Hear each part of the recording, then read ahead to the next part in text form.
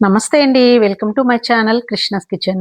ఈరోజు ఒక మంచి వీడియో తోటి మీ ముందుకొచ్చానండి. అదేనండి మన టీటీడీ దేవస్థానంలో అన్నదాన సత్రంలో చేసే కొబ్బరి పచ్చడితో మీ ముందుకొచ్చేసాను. చాలా చాలా బావుంటదండి.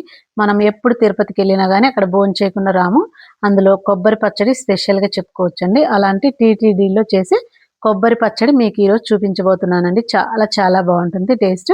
దేవస్థానంలో పచ్చడి ఏదైనా గానీ చాలా బావుంటుంది. ఇప్పుడు దాన్ని ఎలా తయారు చేసుకోవాలో చూద్దాం. దానికోసం ఇక్కడ నేను ఒక సగం గిన్నె కొబ్బరి గిన్నె తీసుకున్నా అండి. ఫ్రెష్ తీసుకోవాలండి కొబ్బరి ఎప్పుడైనా. అప్పుడే పచ్చడి బావుంటుంది.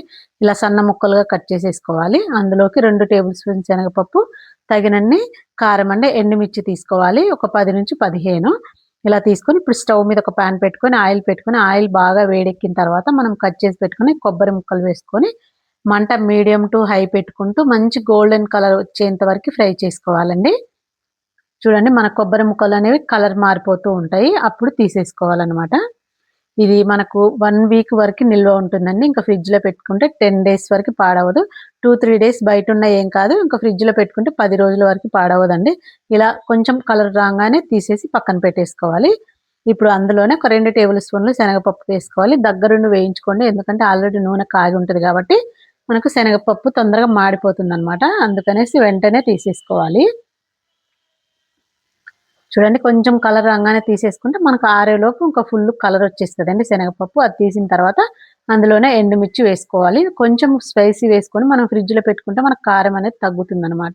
ఇది కూడా స్టవ్ బంద్ చేసేసి ఎండుమిర్చి వేయించుకోవచ్చండి. ఆల్రెడీ నూనె బాగా కాగి ఉంటది కాబట్టి బంద్ చేసిన తర్వాత అయినా మనకు ఎండుమిర్చి త్వరగా వేగిపోతాయనమాట. ఇలా మంచి కలర్ వచ్చేంత వరకు ఎండుమిర్చి కూడా వేయించి పక్కన పెట్టుకోవాలి. ఇప్పుడు ఇవన్నీ చల్లార్చుకోవాలి. ఇవి చల్లగైపోయిన తర్వాత ఒక మిక్సీ జార్ తీసుకొని అందులో వేసేసుకోవాలి. ఇంగ్రీ మనం వేసే ఇంగ్రీడియెంట్స్ తక్కువే గానీ పచ్చడి మాత్రం అద్భుతంగా ఉంటదండి. చాలా చాలా బావుంటది. ఒక్కసారి చేసుకున్నారంటే మళ్ళీ మళ్ళీ కావాలంటారనమాట. ఇప్పుడు ఒక మిక్సీ జార్‌లో వేసుకొని తగినంత ఉప్పు వేసుకొని కొంచెం చింతపండు నానబెట్టుకొని వేసుకోండి. ఇలా వేసుకొని ఒకసారి ఇలా మనం ఫస్ట్ మిక్సీ పట్టుకోండి. ఆ తర్వాత కొంచెం కొంచెంగా వాటర్ చూసుకుంటూ వేసుకోండి. మరి జారుగా ఉండొద్దండి. పచ్చడి మనకు అక్కడ ఎలా ఉంటది గట్టిగా ఉంటది. సో, అలా గట్టిగా ఉండాలి. ఇప్పుడు బాగా మరి మెత్తటి పేస్ట్ లాగా పట్టొద్దు. కొంచెం ఫైన్‌గా కొబ్బరి మరి మెత్తగా కాకుండా కొంచెం ఫైన్‌గా మిక్సీ పట్టుకొని పక్కన పెట్టేసుకోవాలి. ఇప్పుడు దాన్ని పోపు పెట్టుకుందాం. స్టవ్ మీద అదే ప్యాన్‌లో కొంచెం ఒక 2 ఆర్ 3 టేబుల్ స్పూన్లు నూనె ఉంచుకొని అందులో ఒక టేబుల్ స్పూన్ పోపు గింజలు, 2 లేదా 3 ఎండుమిర్చి వేసుకొని అవి కొంచెం ఫ్రై అయిన తర్వాత కొంచెం ఇంగువ వేసుకొని అందులోనే కొంచెం కరివేపాకు గూడా వేసుకోండి. ఇంగువ అయితే కంపల్సరీ వేసుకోండి.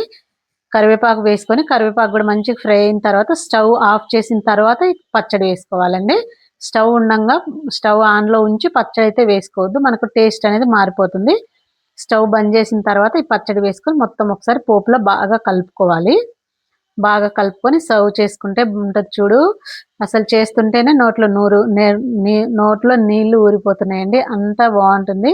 ఒకసారి తప్పకుండా ట్రై చేయండి. ఈ పచ్చడి చాలా చాలా బావుంది. వేడి వేడి అన్నంలో పెట్టుకొని నెయ్యి వేసుకొని తిన్నామంటే ఆహా! అనాల్సిందే అండి. అంత బావుంటుందనమాట. నచ్చిందా మీకు గూడా? నచ్చినట్టయితే ఒక లైక్ ఇవ్వండి. మీ ఫ్రెండ్స్‌కి, రిలేటివ్స్‌కి షేర్ చేయండి. ఇలాంటి మంచి మంచి వీడియోస్ కోసం నా ఛానెల్‌ని సబ్స్క్రైబ్ చేసుకోండి. Thank you.